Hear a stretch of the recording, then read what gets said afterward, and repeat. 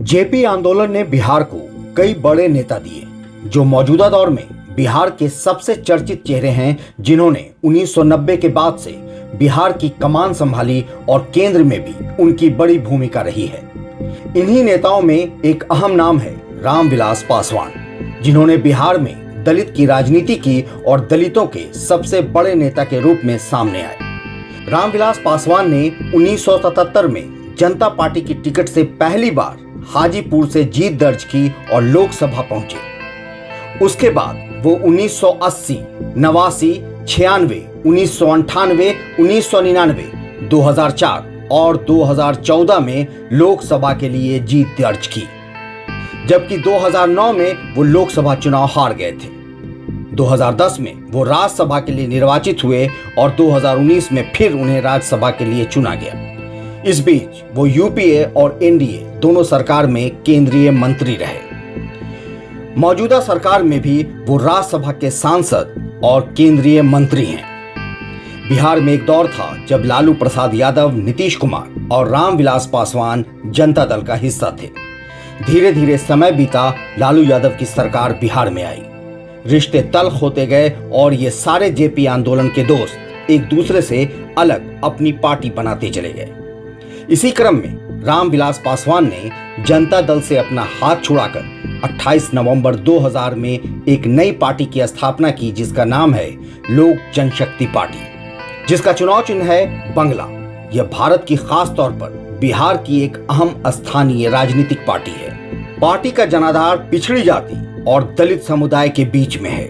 रामविलास ने बहुत ही कम लोगों के साथ पार्टी की बुनियाद रखी थी, मगर आज ये बिहार की महत्वपूर्ण राजनीतिक पार्टी है और एनडीए की महत्वपूर्ण घटक भी। लोक जनशक्ति पार्टी का लक्ष्य गरीब और निचले तबके को जोड़ना रहा है, इसीलिए पार्टी का नाम लोक जनशक्ति पार्टी रखा गया।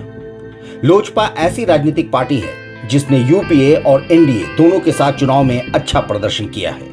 कांग्रेस और राष्ट्रीय जनता दल के गठबंधन में पार्टी ने 2004 लोकसभा चुनाव में 4 सीटों पर कब्जा किया था। फिर 2005 में पार्टी ने कांग्रेस के साथ बिहार विधानसभा चुनाव लड़ा और 29 सीटों पर जीत दर्ज की, मगर सरकार नहीं बन पाई और उसी साल दोबारा चुनाव हुआ, मगर इस बार पार्टी ने 10 सीटें ही जीती। 2010 के बिहार चुनाव में राजद के साथ लोजपा ने चुनाव लड़ा, मगर सीट 10 से घटकर 3 पर आ गई।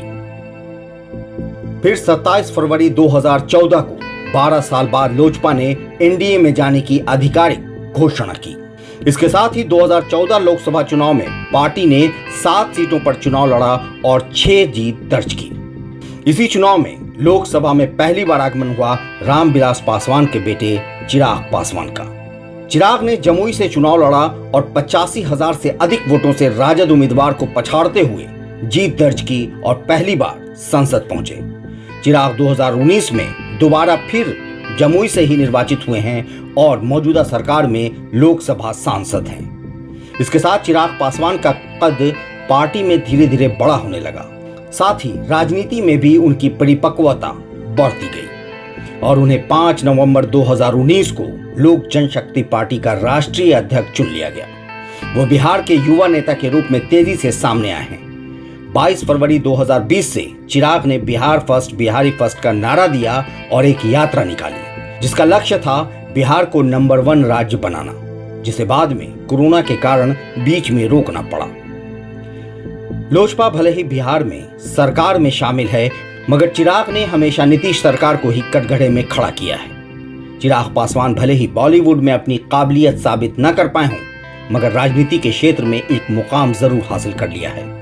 बिहार में इसी साल विधानसभा चुनाव होने हैं। इस बीच जदयू और लोजपा में शब्दों के बाण लगातार तेज होते जा रहे हैं और रिश्तों में कड़वाहट बढ़ती जा रही है। क्या सोच रहे चिराग? एनडीए में पड़ेगी फूट या सीट बढ़ाने को लेकर बना रहे दबाव? कहीं लोजपा अकेले तो नहीं लड़ेगी चुनाव? चिराग पासवान क्या भविष्य में बन सकते हैं बिहार के सीएम? हैं बहुत सारे सवाल, मगर होगा क्या, ये वक्त बताएगा। लाइव सिटीज से शादाब मलिक की रिपोर्ट। बने रहिए हमारे साथ, देखते रहें हमारा वीडियो। अगर आपने हमारे YouTube चैनल को सब्सक्राइब नहीं किया है तो जरूर सब्सक्राइब करें। साथ ही हमारे Facebook पेज को लाइक करना ना भूलें।